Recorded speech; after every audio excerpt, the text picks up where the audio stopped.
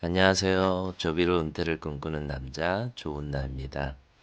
오늘은 2023년 12월 17일 일요일 새벽 밤입니다. 원래는 잠들기 전 조비에 대해 새로운 리뷰 기사가 올라와서 그것을 올리려고 한 것인데, 이왕 제가 조비를 $100 목표가로 잡은 이야기를 꺼내다 보니 제대로 설명을 해야겠다 싶어서 이번 영상은 제가 조비를 $100 목표가로 잡은 이야기를 좀 풀어볼까 합니다. 제가 네이버 조비 카페에는 초기에 글을 썼는데 카페의 취지가 저와는 맞지 않는 것 같아서 글을 쓰지 않은 지 1년 이상 되었습니다. 그래도 다른 분들의 생각을 들을 겸 모니터링은 하고 있는데, 다른 조비 유튜브와 네이버 주식 게시판, 카페 등등에서 목표가에 대한 의견이 분분한 것 같아서 제 목표가 $100를 잡은 이유를 이야기해 보겠습니다. 제가 처음 조비를 $100를 목표로 잡았을 땐 $100는 조비의 시총을 고려한 논리적인 목표가는 아니었습니다.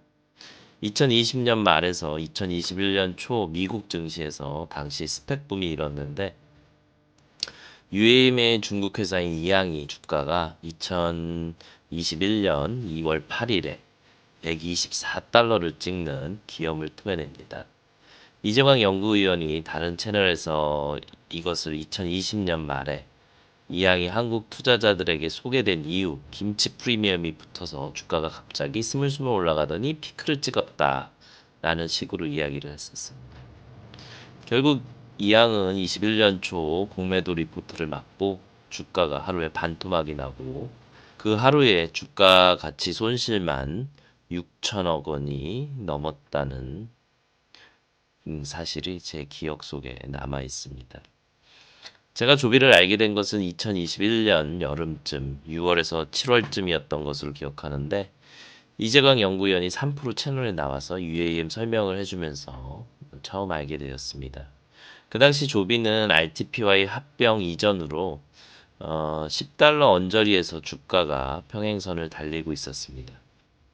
RTP는 스펙 합병 이전의 티커인데 2020년 11월 8일에 $10.9로 시작하여 21년 2월 14일에 $15.12 종가 기준입니다.를 찍고 주가가 흘러내렸습니다. 이것은 다 야후에 있는 차트로서 확인해 본 것입니다. 그 당시 기사를 검색해 보면 RTP 리인벤트 테크놀로지 파트너스였나 그랬을 겁니다. 와 합병이 될 것이냐 아니냐 논란이 3월 달인가부터 2, 3월 달부터 많았던 것으로 알고 있습니다. 제가 관심 갖고 있는 주식 중 조비랑 비슷한 주식이 하나 있는데, 그 주식이 퀀텀스케이프였는데 티커 QS로 퀀텀스케이프 주식을 2020년 말에 초기에 스펙 상장했을 때 알게 되어서 $20 언저리에서 재미삼아 아주 조금 몇십만 원 정도 사봤는데, 당시 차트를 보니까 $9.85에 상장이 되었던 주식이네요. 근데 그 당시 스펙 바람이 불면서 배터리 바람이 같이 부니까 며칠 사이에 $114, $114.77 종가 기준까지 올라갔습니다. 이 당시 당일날 130 몇 달러까지도 갔었습니다. 이때가 2020년 12월 20일로 나오고 있습니다. 물론 이때 전 QS에 대해 충분히 공부도 안 했고, 퀀텀스케이프가 내주는 정보도 별로 없었던 것으로 기억해서 $30에서 그냥 다 팔았던 것으로 수익 실현했던 것으로 기억합니다. 재미삼아 했던 것입니다. 이때 미국의 저금리 정책과 스펙붐 그리고 배터리에 대한 관심이 퀀텀스케이프의 주가를 이렇게 만들지 않았나 싶습니다. 여기에다가 테슬라의 걸어온 길을 보다 보면 조비가 매출이 나오기 전에는 퀀텀스케이프와 같은 차트를 가질 수도 있을 테고, 매출이 나오면서 성장한다면 테슬라의 차트가 나올 수도 있겠다고 생각해서 $100의 목표가를 정했습니다. 테슬라는 조비와 회사 자체의 역량이 직접 비교할 수는 없겠지만, 테슬라의 주가가 예전 가격에 비해서 20배 이상 올라간 것을 감안하더라도 조비의 100달러는 실적이 나오기 시작하면 결코 무리한 목표가가 아니라고 생각합니다. 2년 동안 느낀 것은 조비를 3, 4달러의 저가에 매수할 수 있었다면 템베거도 30에서 40달러가 될 테므로 훨씬 10배 목표가 달성에 쉽겠다는 생각이 들지만 3달러의 조비를 매수한 주주분들도 있겠지만 이것은 정말 쉬운 일이 아닙니다. 주가는 예측한다고 되는 것이 아니라고 것을 항상 저도 믿고 있으며 조비 주가가 빠질 때 몇 달러까지 갈 거라고 고점 매도하고 저점 매수했다고 자랑하는 분들을 보면 그냥 웃고 넘깁니다.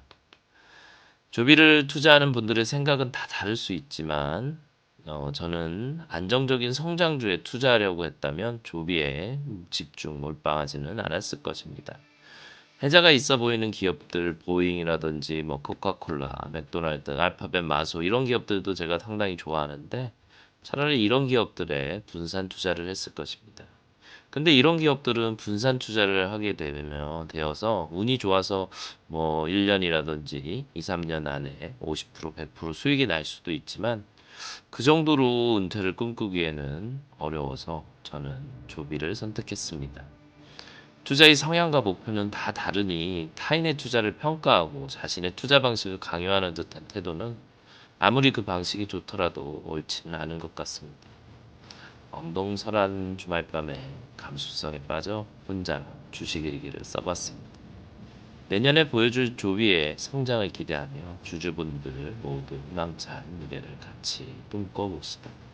상상하고 꿈꾸는 것만큼 즐거운 것도 없는 것 같습니다. 오늘도 조비 화이팅입니다.